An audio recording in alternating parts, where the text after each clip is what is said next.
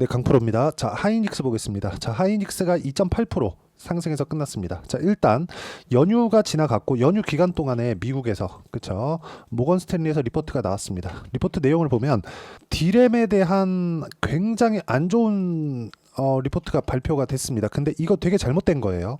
자, 명확하게 제가 이야기 드리겠습니다. 하이닉스가 급등세가 있었죠. 23년부터 24년 여기 딱 7월 11일까지. 그쵸?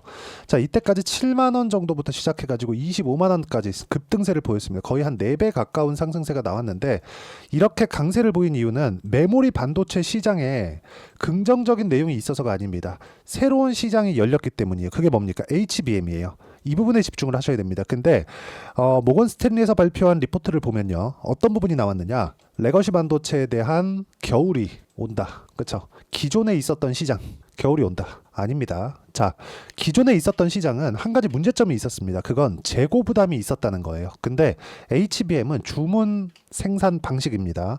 그렇기 때문에 재고 부담이 없다. 그러면 이건 엔비디아의 움직임과 동일하게 가야 되는 게 맞습니다. 물론 엔비디아보다 이익의 규모, 이익의 질, 이익률 이런 부분들은 당연히 떨어지죠. 그렇기 때문에 조정을 받았었던 이 정도 상황은 이해를 합니다. 근데 여기서부터는 추가적으로 떨어질 수 없다. 왜? 엔비디아의 상승이 다시 나왔기 때문에 그렇습니다. 만약에 이게 그쵸? 모건 스탠리에서 나온 리포트가 맞다면 여기 하이닉스의 목표가를 12만 원까지 낮췄죠.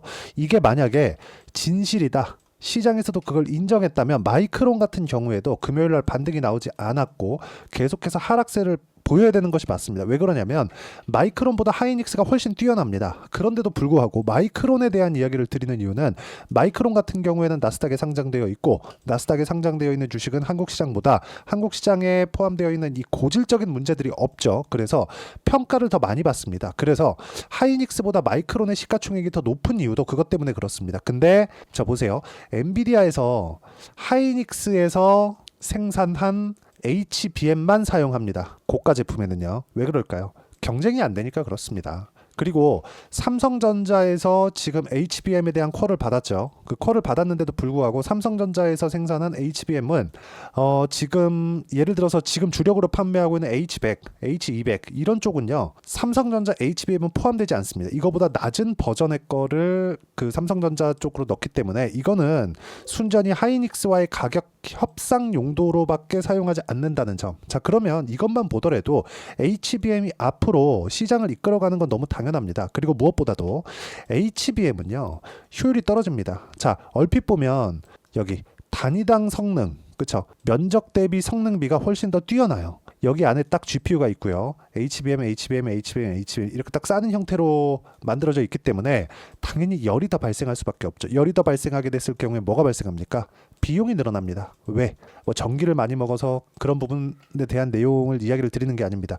대역폭을 늘리는 그것만으로도 여기 GPU를 이 사이에 두고 이렇게 쌓여져 있는 형태로 되어 있기 때문에 GPU에서 나오는 열 그리고 층층이 이렇게 쌓여 있는 구조이기 때문에 여기서 나오는 열도 무시 못하죠. 그럼 냉각 성능에 대한 부분도 추가적으로 투입이 되어야 돼요. 그러면 당연히 이건 비용 증가로 이루어지죠.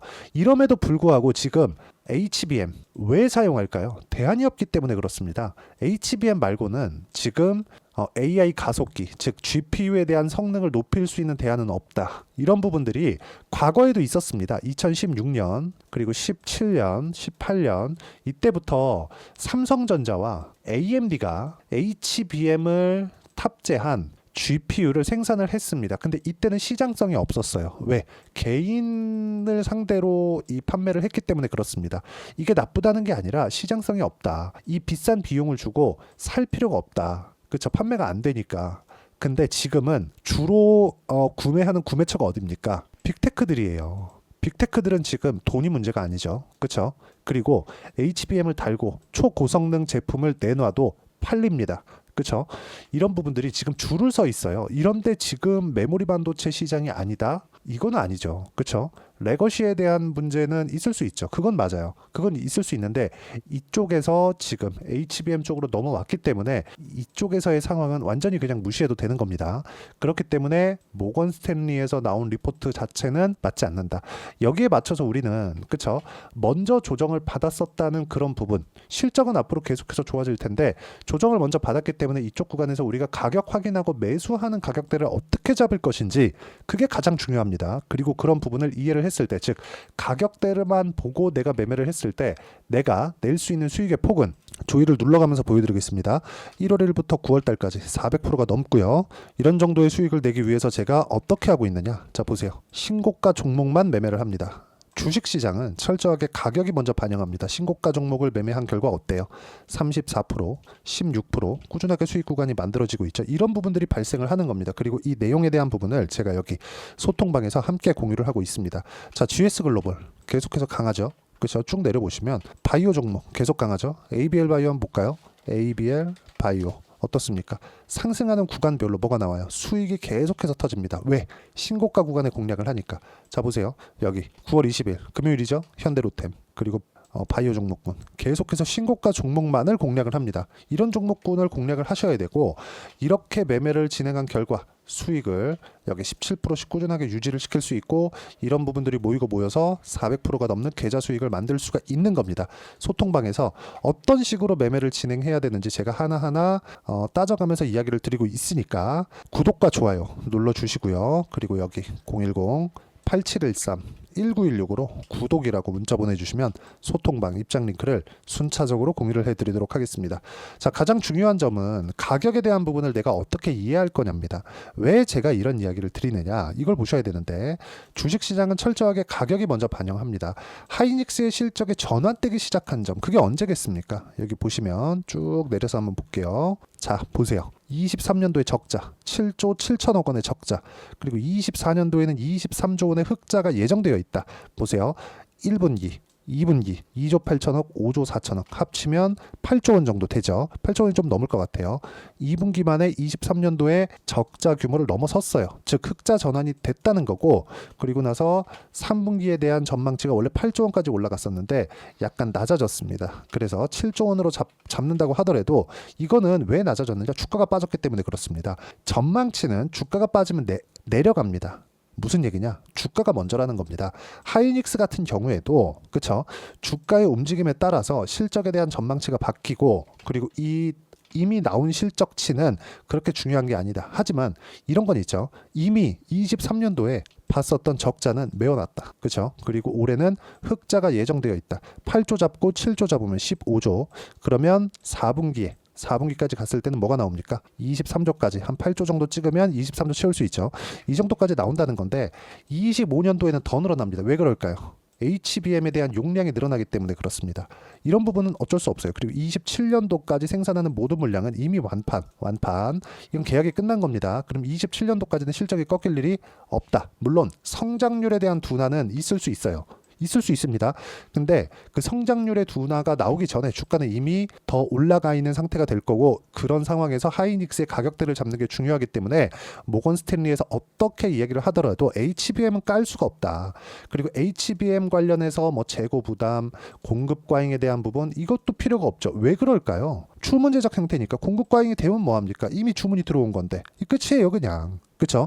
이거를 생각하셔야지 뭐 D램처럼 뭐 재고가 남고 이런 이 구조 자체가 안 나옵니다. 이 부분 반드시 기억을 하셔야 되고 그리고 3년이 지나면 다시 그렇죠. GPU에 대한 뭐가 나옵니까? 교체 수요가 나옵니다. 지금 이걸 가지고 빅테크들이 내년부터 감가상각된다. 이런 부분 뭐 적용하게 되면 큰일 날 수 있다. 이렇게 얘기하는 이거 말도 안 되는 게 원래 서버에 대한 교체 주기는요. 3년 주기입니다. 3년 주기. 그러면 올해 들어간 내용, 작년에 들어간 내용이 내년, 내후년 세대별로 간다고 하더라도 4에서 5년이면 교체 주기가 도래해요. 그때 또 뭐가 들어가요? HBM 또 들어갑니다. 재활용하진 않으니까 끝이에요. 그렇죠? 그래서 가격 보라는 겁니다. 그리고 그 가격에 대한 부분을 여기 소통방에서 어떻게 잡아야 되는지 제가 하나하나 그렇죠? 하나하나 어떤 식으로 잡고 가격대를 봐야 되는지 제가 하나하나 짚어가면서 이야기를 드리고 있으니까 구독과 좋아요 눌러주시고요. 010-8713-1916으로 구독이라고 문자 보내주시면 소통방 입장 링크를 무료로 공유를 해드리도록 하겠습니다. 자, 가장 중요한 점, 가격 외적인 다른 부분은 보지 말라는 거고요. 그 가격적인 부분을 어떻게 이론적으로 파악할지 그 내용에 대한 부분은 하이닉스의 단기 보유 전략, 단기 2주입니다. 2주 동안 내가 어떻게 수익 전환 시킬 것인지 그 내용에 대한 부분이고, 그리고 2주 동안 수익 전환 시킬 수 있는 단기 보유 전략을 이용한 하이닉스의 반등 구간에 맞춰서 실시간 타점을 문자로 공유를 해드리도록 할 테니까 여기 010-8713-1916으로 SK 하이닉스라고 문자 보내주시면 단기 보유 전략 그리고 실시간 타점 문자로 공유를 해드리도록 하겠습니다. 자, 내용 정리하면 어떤 식으로 보든 간에 모건 스탠리에 대한 리포트는 잘못됐다. 이거는 그냥 악의적인 리포트예요. 왜? 과거에 있었던 내용이니까 HBM 못 가잖아요. 여기에 대한 공급 과잉 이거 자체도 불가능하다. 그래서 가격을 보는 게 맞고, 이 가격에 대한 부분은 이해가 잘 안 된다 싶으면 영상 계속 돌려보시고요. 이해가 되면 모든 분들이 성공 투자하실 수 있을 겁니다.